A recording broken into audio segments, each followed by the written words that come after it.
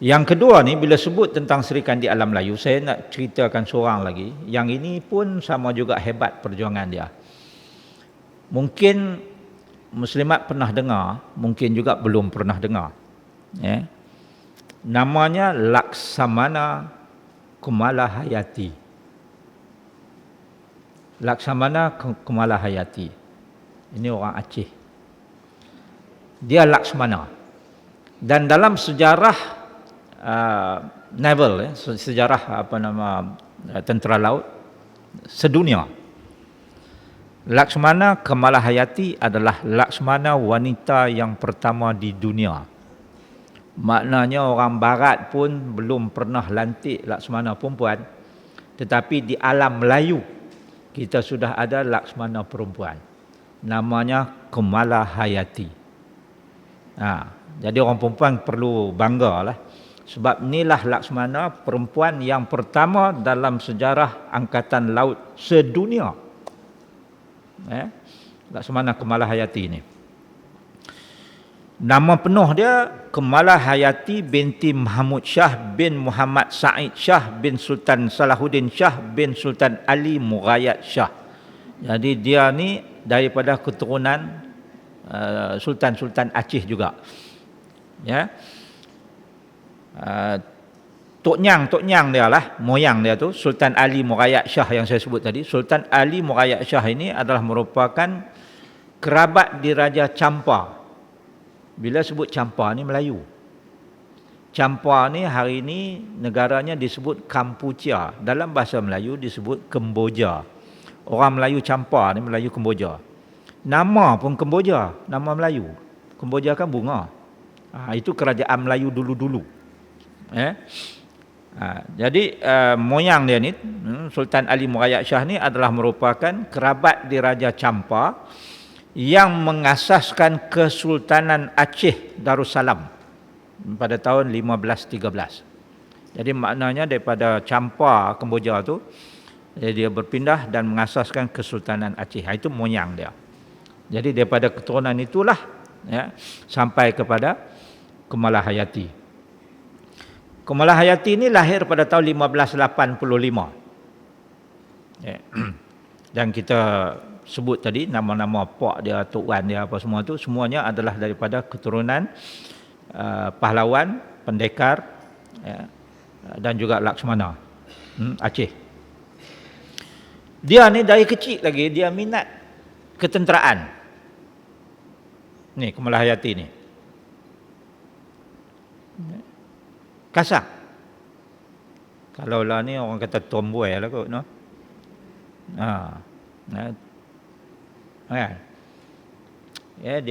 Dia kasar. Dia bukan jenis lembek-lembek buat cucuk apa semua ni tak. Dia jenis cita-cita dia nak pi maktab tentera. Jadi akhirnya oleh kerana minat sangat nak belajar ketenteraan, maka dihantarlah oleh bapa dia melanjutkan pelajarannya ke Ma'had Baitul Maqdis di Bandar Aceh. Bandar Aceh masa itu disebut Kota Raja. Dia masuk ke Ma'had Baitul Maqdis ni. Ma'had Baitul Maqdis ni selain daripada mengajar ilmu-ilmu agama, juga adalah tempat orang belajar ilmu ketenteraan. Jadi dia pergi belajar ilmu ketenteraan di situ. Dan tok guru yang mengajak itu adalah merupakan seorang panglima daripada Turki, Osmaniyah, yang bernama Pasha Hizir Reis. Jadi Turki masa itu mempunyai hubungan yang sangat baik dengan Aceh dan juga dengan Melaka.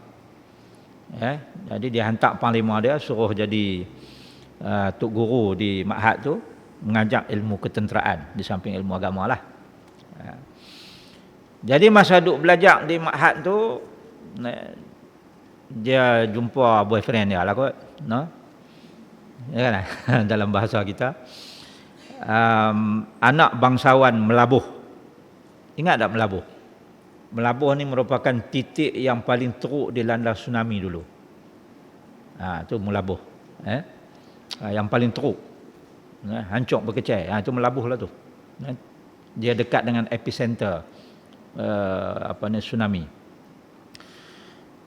Boyfriend dia ni daripada Melabuh, anak bangsawan Melabuh, nama dia Tengku Mahmudin Said Al-Latif. Yang akhirnya mereka pun berkahwin. Jadi masa study lagi kahwinlah dengan Tengku Mahmud ni.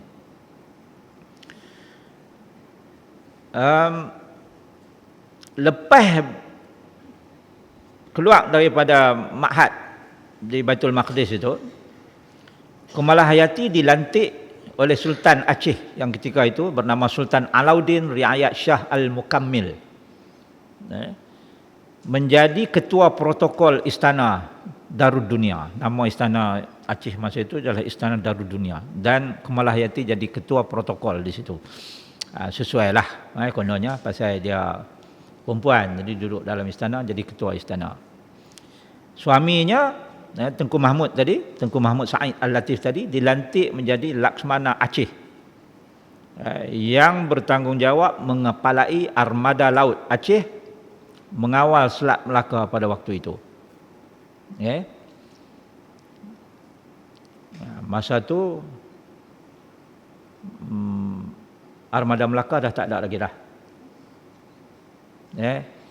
Laksmana Melaka Hang Tuah tu dah tak ada lah masa tu. Ini zaman lain dah. Jadi Aceh masa itu melaksanakan kesamarataan, maknanya wanita pun boleh dilantik ke jawatan-jawatan tinggi. Nampak? Tu tahun 15 lebih tau. Orang putih ni yang dia duduk buat feminism, memperjuangkan kesamaan hak dan sebagainya, sebab dia orang tidak ada kesamaan hak di barat. Sebab tu dia duduk berjuang. Kita dari dulu lagi, ini abad ke-16, sudah bagi jawatan tinggi kepada wanita, di samping laki-laki.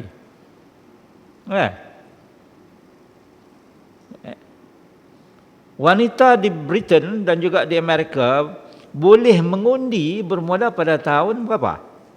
1930-an. Selepas berapa ratus tahun mereka melaksanakan demokrasi. Mengundi pun tak boleh wanita, dianggap sebagai second class citizen. Sebab itu wanita sana bangun, buat feminism, minta sama hak. Kita di Malaysia ni nak minta sama hak, memang dah sama pun. 1955 pilihan raya kita yang pertama, bukan hanya orang perempuan boleh mengundi, malah sudah boleh bertanding. Dan calon wanita pada tahun 1955 itu, apa nama dia? Menang. Daripada kaum ibu UMNO, kemudiannya dia bertanding atas tiket PAS. Apa nama dia? Ya? Tak tahu? Cuba cari. Siapakah wanita yang pertama bertanding dalam pilihan raya 1955 dan menang? Malaysia pilihan raya yang pertama lagi. 1955 kita belum merdeka lagi. 1957 baru kita merdeka. 1955 pilihan raya yang pertama. Wanita Malaysia bukan hanya boleh mengundi, malah boleh bertanding. Dan bukan hanya bertanding, malah menang pula.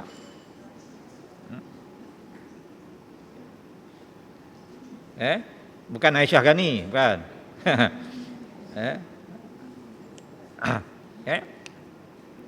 Jadi Aceh pada abad ke-16 itu sudah pun mengamalkan kesamarataan ini, dan wanita dilantik ke jawatan-jawatan tinggi. Sebab dalam Islam pun tidak pernah melarang wanita itu daripada diberi tanggungjawab sedemikian. Pada waktu itu berlaku peperangan yang besar antara Aceh dengan Portugis. Aceh berperang dengan Portugis masa itu, sebab Portugis dah 15-11 lagi dah mula mengacau di kawasan ini. Jadi berperanglah di satu tempat yang namanya Teluk Haru. Dan tentera Aceh pada waktu itu diketuai oleh Sultan sendiri dan angkatan lautnya oleh Laksmana Tengku Mahmud Said lah, suami kepada Kemalahayati. Perang ini Aceh menang. Portugis dihalau daripada Teluk Haru itu. Tetapi walaupun Aceh menang, ramai tentera-tentera Aceh itu gugur syahid. Antaranya termasuklah Laksmana Tengku Mahmudin Said itu, suami kepada Kemalahayati. Jadi seawal itu Kemalahayati kehilangan suaminya.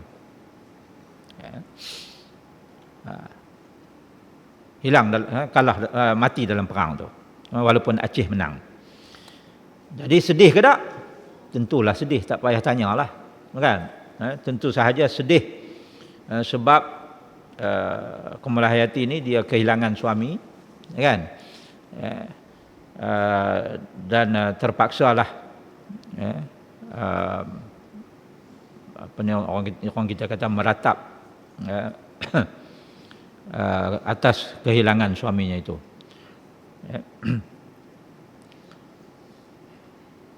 Kemudian dia pergi jumpa dengan tuanku Sultan Alauddin Shah Al-Mukammil. Dia kata dia bersumpah dia akan tuntut bela atas kematian suaminya. Sultan bagi ke, Sultan tak bagi ke, walaupun terpaksa bertempur seorang diri, Kemalahayati ini kata, dia akan teruskan juga. Ini dia punya ketegak. Orang kita kata ketegak kan? Sultan pun terkejut. Oh, boy, ketegak sungguh dia kata bagi ke tak bagi ke, dia akan teruskan walaupun seorang-seorang pun. Dia tak kisah. Jadi Sultan pun nak kata lagu benar. Kan, mau kalau tak bagi pun dia nak pi juga lawan dengan Portugis. Jadi terpaksa bagilah. Ya, Sultan kata tak apalah, dah tegak beginilah dia. Sultan kata okeylah. Sultan kata beta izinkan, tapi macam ni, kita tubuhkan satu regimen khas. Kita tubuhkan satu regimen khas dan Kemalahayati sendiri jadi ketua regimen ini, angkatan laut ini. Jadi mulai saat ini Sultan kata Kemalahayati beta lantik jadi Laksmana. Dan itulah tarikh bermulanya Laksmana wanita pertama di dunia. Dia lantik untuk mengepalai angkatan laut. Dan regimen khas yang dibentuk untuk diketuai oleh Kemalahayati ini namanya Inong Bali. Inong Bali. Ini adalah pasukan khas Inong Bali. Dan Inong Bali ini terdiri daripada anggotanya janda-janda yang kehilangan suami dalam perang lawan Portugis. Jadi janda-janda yang suami mereka syahid lawan dengan Portugis itu diambil untuk menganggotai Inong Bali ini. Ramai. Ramai. Cukuplah untuk jadi satu regimen. Jadi makin ramai mai join mana-mana yang kehilangan suami di Tanjung di Teluk Haru tu pakat mai join. Bilang ada 1,000 orang. 1,000 orang janda-janda yang menyertai Inong Bali. Kemudian tak lama lepas itu anak-anak dara pula dah pakat mai jumpa Kemalahayati, kami pun nak join juga Inong Bali. Jadi akhirnya jadi 2,000 lebih orang dalam regimen khas Inong Bali di bawah pimpinan Laksmana Kemalahayati. Yang anak dara ni kata walaupun kami tak ada siapa yang syahid, tak menikah lagi dan sebagainya, kami nak syahid. Takkan tak boleh. Kan? Jadi ada 2,000 lebih. Ya. Dan apabila sudah ada kekuatan begitu, maka Kumalahayati dengan Inong Bali dia itu menubuhkan, membina sebuah kubu pertahanan di Teluk Keruing Raya. Teluk Keruing Raya ni adalah merupakan barisan hadapan yang selalu diserang oleh musuh lah. Jadi di Keruing Jaya, di Teluk Keruing Raya itu di Aceh, dibina kubu yang dipanggil nama Balai Inong Bali. Jadi kalau disebut dalam sejarah Aceh itu Balai Inong Bali, dia merujuk kepada kubu yang dibina oleh Kumalahayati dan Regimen Inong Bali dia itu. Ya. Dan bukan hanya Balai Inong Bali ini menjadi kubu pertahanan, malah dia jadi macam pusat perlindungan bagi wanita-wanita yang kehilangan suami dalam perang. Jadi wanita yang kehilangan suami dalam perang, yang tak ada saudara mara, yang jadi yatim piatu, mailah duduk di situ. Kan?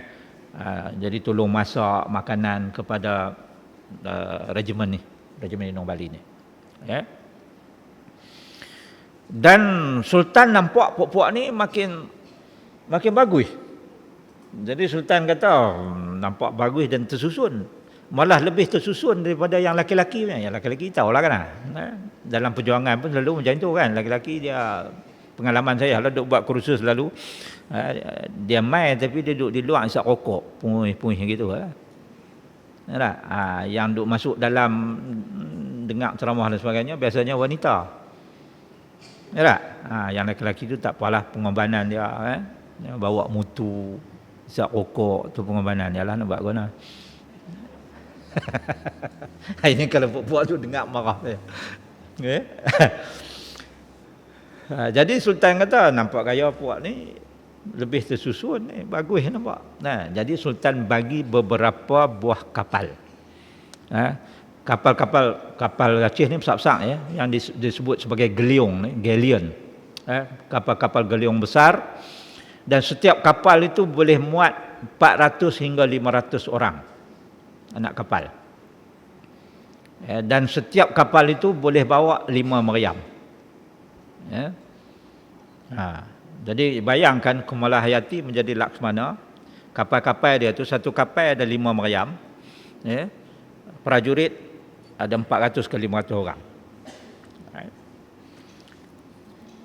Itu apa yang berjaya dicapai oleh Inong Bali pada waktu itu.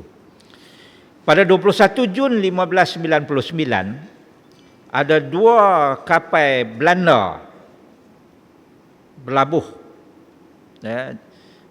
di pelabuhan Aceh. Kapal Belanda 2 buah ni mai daripada Batam, Jawa, Pulau Jawa.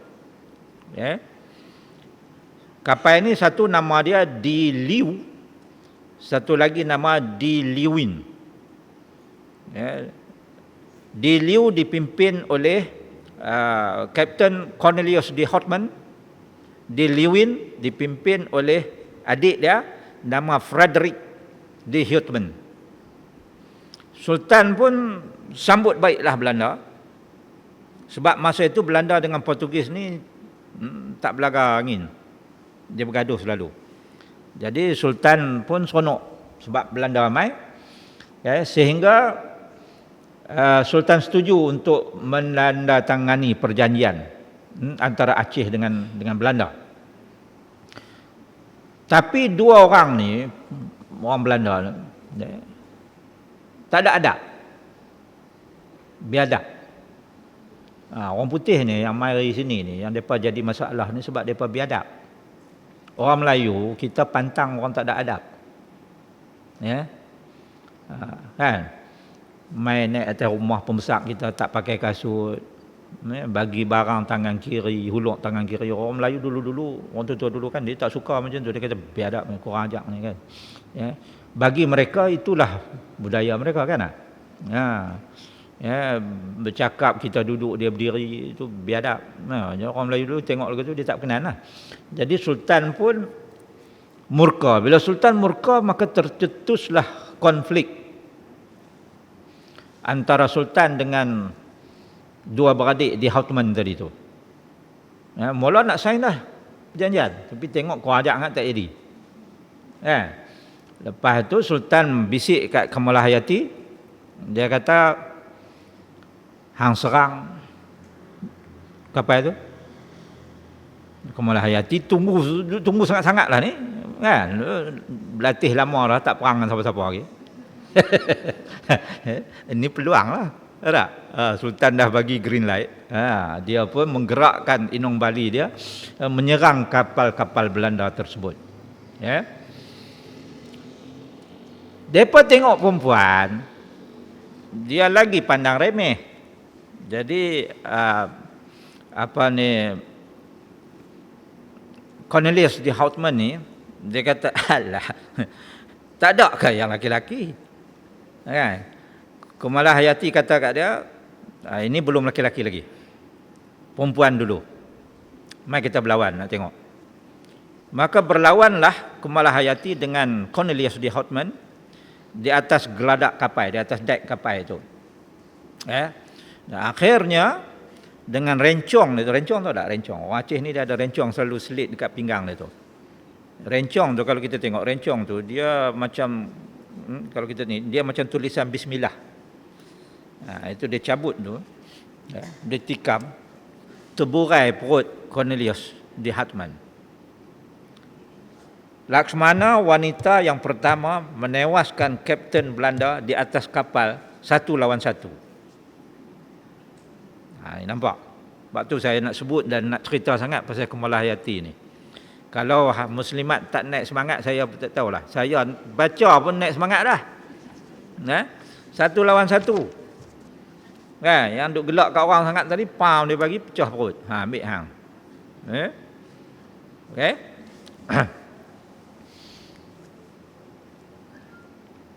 Jadi habis cakap tu, puak-puak Belanda lain tu lari cempera balik pergi ke Jawa lah.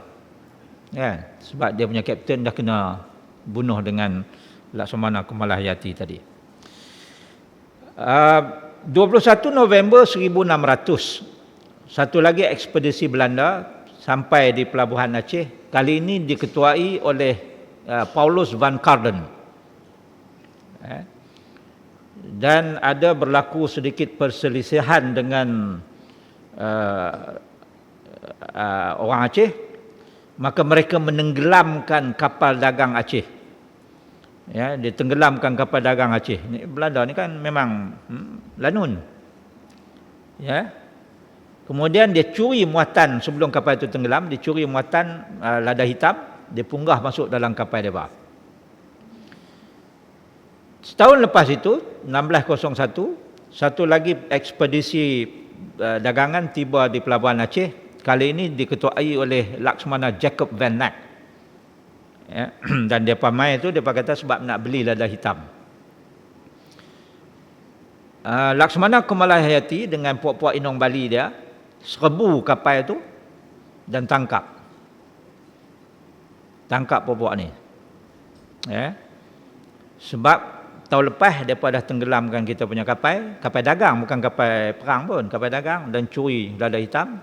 Tahun ni kononnya nak mai beli lada hitam, kita tak setuju, kita tangkap. Dia bawa pergi jumpa Sultan. Sultan pun kata bagus. Jadi Kamalahayati kata, tuanku jangan serah balik puak-puak ni mudah-mudah, kita minta ganti rugi kepada kapal kita yang mereka tenggelamkan tahun 1600 tu, dan segala masalah yang mereka timbulkan, kita minta dibayar ganti rugi. Jadi Belanda ni dia malu, maka dia hantar dia punya anak raja, nama dia Putra Maurice, Prince of Orange. Dia hantar 4 kapal di bawah Laksamana Lawrence Baker dan Komisioner Gerard de Roy untuk bagi hadiah dan juga surat permohonan maaf kepada Sultan Aceh. Jadi dia bincang-bincang, maka Kamalahayati turut sama dalam perbincangan itu. Akhirnya Aceh dan Belanda setuju sign persetujuan aman. Jadi kita tak usah perang dah lah. kami pun setuju, Belanda setuju untuk bayar ganti rugi. Yang apa ni, kapal-kapal Belanda buat kacau dulu. Aceh pun kata okey, bagus. Jadi kami bagi baliklah Frederick Houtman yang ditangkap dan dipenjarakan sebelumnya. Ingat tak Frederick Houtman? Abang dia dah mati kena tikam atas kapal tu, dia kena tangkap. Jadi Aceh pun kata ambil baliklah ni, kami pun tak larat nak pergi makan dah, terlarah kuat. Ya.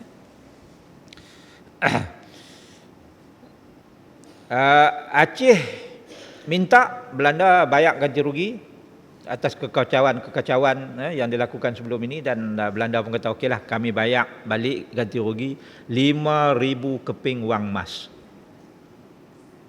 5,000 keping wang emas, duit emas. Wang emas 5,000 keping. Dan Aceh kata okeylah, Belanda diizinkan untuk berdagang di pelabuhan Aceh.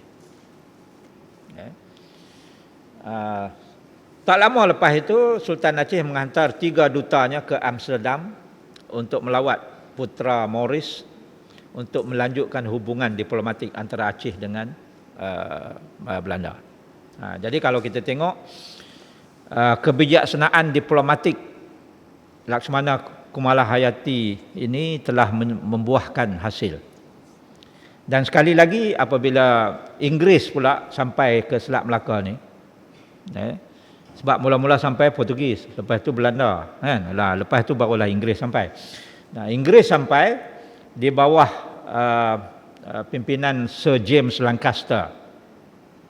Jadi James Lancaster ni dia sampai saja, sebelum dia jumpa Sultan, dia pergi jumpa dengan Kumalahayati dulu. Tarikhnya dia 6 Jun 1602. Dan minta izin untuk menjalankan hubungan diplomatik antara Inggeris dengan Aceh, dan minta Aceh memusuhi Portugis. Sebab Inggeris dengan Portugis memang tak kawan masa tu kan.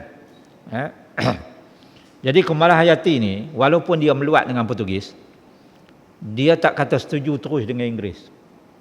Sebab kalau dia kata setuju terus, nampak sangat macam seolah-olah dia ikut Inggeris. Jadi apa yang dia buat? Dia kata kami tak nak komit apa-apa selagi tak ada hitam putih daripada Queen England. Queen England masa itu ialah Queen Elizabeth yang pertama. Mati hari itu tu Elizabeth yang kedua. Ini zaman Elizabeth yang pertama. Jadi oleh sebab dia minta hitam putih dulu, maka James Lancaster ni bagi tahu lah kot kepada Queen dia, dan akhirnya Queen menandatangani satu surat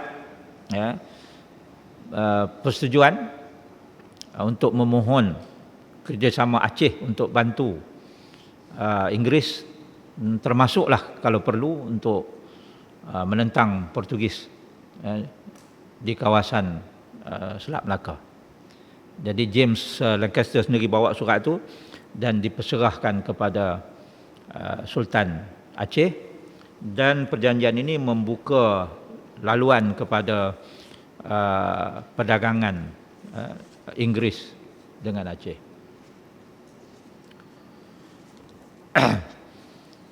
Jadi Sultan pada waktu itu dah tua dah. Sultan Alauddin Riayat Shah Al-Mukammil ni dah tua. Bila dia dah tua, dia pun lantiklah anak sulung dia jadi raja muda. Anak sulung dia lantik, dia tabai jadi raja muda. Naik jadi raja muda aja, ni orang muda ni kan, perangai dia tak sabar. Dia khianat ke ayahanda dia. Dia rampas takhta dan dia tabalkan diri dia sendiri sebagai raja di bawah nama Sultan Ali Riayat Shah. Tu tahun dia 1604. Dia naik jadi raja. Bila dia naik jadi raja, dia tak boleh buat kerja. Galak nak jadi raja lah. Jadi raja tak erti nak buat kerja. Kan? Duk sibuk ceramah je sana sini. Saya tak kata kat siapa-siapa lah kan. Awak duk gelak. Kan? Duk sibuklah ceramah sana sini. Dan pada tahun itu apabila dia naik jadi raja sendiri tu, kan dia kenat ke ayah dia tu, Aceh mula dilanda macam-macam masalah. Antaranya ialah kemarau. Lepas tu pertumpahan darah sesama kerabat diraja. Lepas tu ancaman Portugis yang semakin hebat. Yang datang dari Melaka, sebab masa tu Portugis duduk di kota Melaka. Dalam keadaan negara dia teruk tu, dengan kemaraunya, dengan kerabat diraja duk berkelahi sama sendiri, dengan Portugis duk serang, Sultan Ali ni yang galak sangat nak jadi sultan tu, dia boleh buat acuh tak acuh ya.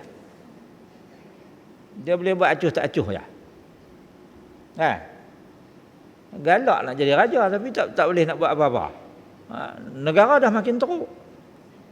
Ya. Jadi bila keadaan jadi makin tak ketahuan gini, ada seorang kerabat Aceh jugalah, nama dia Darmawangsa Tun Pangkat. Nama orang Aceh ni pelik-pelik sikit kan. Darmawangsa Tun Pangkat. Darmawangsa Tun Pangkat ni dia teguklah raja. Dia kata, awak yang raja tu buat tak tahu saja ni, rakyat mati banyak, kebuluk pokok-pokok tanaman mati banyak, sayur tak menjadi, kan, kemarau punya pasal. Lepas tu Portugis pula duk kacau di laut, kan, nelayan tak berani nak keluar, tangkap ikan pun tak boleh. Dah lah sayur tak jadi, ikan pun payah, habis nak makan apa? Harga telur makin mahal. Ya tak? Ini Sultan buatlah sesuatu, dia tegur. Bila dia tegur, Sultan marah, tangkap dia buh penjara. Nah. Cakap banyak sangat, tangkap buh dalam penjara. Habis cerita. Bulan Jun 1606, Portugis daripada Melaka yang dipimpin oleh Laksamana Alfonso de Castro menyerang Aceh. Aceh dalam keadaan susah tu masa tu, dengan kemarau dan sebagainya kan. Portugis datang serang. Bila Portugis datang serang, Sultan baru panik. Darmawangsa tadi tu yang duduk dalam penjara tu, dia bagi tahu guard penjara tu, pi bagi tahu Sultan, minta bebaskan aku ni sebab aku nak pi lawan dengan Portugis. Dia tak boleh duduk diam dalam penjara tu. Jadi Sultan tanya Kamalahayati, ini macam mana ni? Darmawangsa dia minta nak pi perang. Kamalahayati kata, ini peluang dia untuk mempengaruhi Sultan supaya membebaskan Darmawangsa ni. Jadi dia pun bagi tahu Sultan, dia kata, bagus, tolong lepaskan dia, sekurang-kurangnya dia boleh bantu dalam peperangan. Maka Darmawangsa pun dibebaskan, dan Darmawangsa join dengan Inong Bali, yang pasukan regimen tadi, berperang dengan Portugis. Dan Portugis berjaya dihalau keluar daripada perairan Aceh. Jadi Sultan Ali ini dilihat lemahlah oleh rakyat dia sendiri.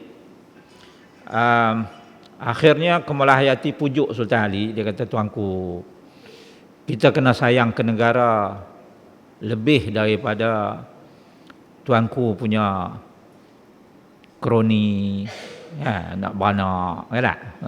Jadi tuanku tak boleh perintah turunlah, kalau tidak lagi teruk. Kan, kita pun tiap-tiap kali perang bukan tak ada orang kita yang syahid. Dia pun pikap-pikap, betul juga, dia kata, aku ni naik tahta tapi negeri jadi makin tak ketahuan hala. Okeylah, dia kata, aku setujulah, aku turun. Tapi nak tabai siapa jadi raja? Kamalahayati kata, tu Darmawangsa tu, dia bagus. Maka Sultan Ali pun kata, ikut hampa. Maka dilantiklah Dharma Wangsa itu menjadi Sultan Aceh Darudunia, dan Dharma Wangsa ini ditabalkan menukar namanya kepada Sultan Iskandar Muda Mahkota Alam. Inilah Sultan Iskandar Muda Mahkota Alam, dan Sultan yang berjaya membawa Aceh ke zaman kegemilangan semula. Inilah Sultan yang mari serang Kedah ni. Masa dia lah. Dia bawa 2,000 orang Kedah dengan Sultan Kedah sekali pergi duduk di Aceh. Nama tempat duduk tu Kampung Kedah. Kalau pergi ke Aceh tu ada Kampung Kedah. Itulah puak-puak ni lah dibawa pergi sana. Lepas dia mangkat, anak dia Sultan Iskandar apa saya tak ingat, naik. Sultan tu bila dia naik, dia tak minat dengan orang Kedah tu, dia suruh balik. Jadi puak tu balik dah pula.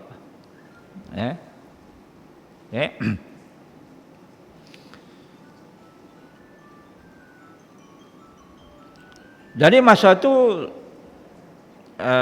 kalau kita tengok orang perempuan di Aceh ini lebih diyakini oleh Sultan, terutamanya Sultan tua lah, Sultan Alauddin Rakyat Shah ni. Sampaikan dia melantik bukan hanya Laksmana Kumalahayati, tetapi dia lantik seorang lagi nama Cut Limpah, itu sebagai ketua spy, ketua perisik. Sebab bagi dia kata orang perempuan ni lebih bersungguh-sungguh, lebih serius buat kerja, kan? Jadi ni ini apa yang dibaca oleh Sultan pada masa itu terhadap komitmen orang perempuan di Aceh. 9 tahun ikut catatan dia, 9 tahun Kumalahayati menjadi Laksmana, memimpin Inong Bali, sehingga akhirnya Inong Bali itu terkenal ke seluruh Sumatera,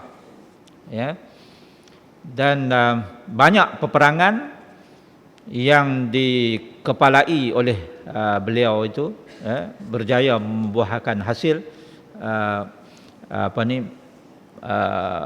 memenangkan Aceh dan menghalau musuh dia, sama ada Belanda ataupun Portugis. Akhirnya Kumalahayati sendiri syahid dalam peperangan menentang armada Portugis berhampiran dengan Teluk Keruing Raya, dan mayat beliau itu dikebumikan di kawasan yang bernama Bukit Kuota Dalam, lebih kurang 34 km daripada Bandar Aceh hari ini. Jadi dia pun akhirnya syahid juga dalam perang dengan Portugis, perang di laut, di Teluk Keruing itu. Jadi kita lihat ketokohan seorang Laksmana wanita yang semangatnya begitu kental sekali, berjuang di medan, di lautan.